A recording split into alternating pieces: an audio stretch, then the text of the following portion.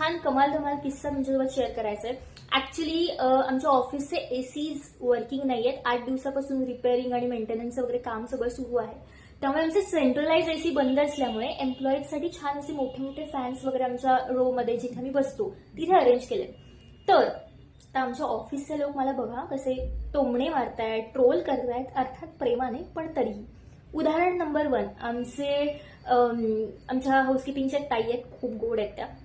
तर त्या आल्या माझ्याकडे चहा घेऊन आणि मला म्हणाल्या, मग खूप खुशीत असाल तुम्ही? मी म्हटलं का? मला असं वाटलं त्याच दिवशी माझ्या एका युट्यूबच्या व्हिडिओला 50,000 व्ह्यूज कम्प्लीट झाले. तर लाईक त्याच्यासाठी असेल, बघत असतील, फॉलो वगैरे करत असतील. तर त्या म्हणाल्या की नाही एसी बंद आहेत, तशी पण तुम्हाला थंडी वाजते, खुशीत असाल.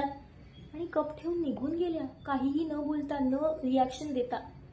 उदाहरण नंबर 2, हे सगळं सुरू असताना दुसऱ्या एक कलिग आल्या दुसऱ्या इंटरव्हेन्शन मधल्या आणि त्या मला म्हणतात की मग आता नवऱ्याचे जॅकेट चोरून घालावे लागणार नाहीत, एसीच नाहीये.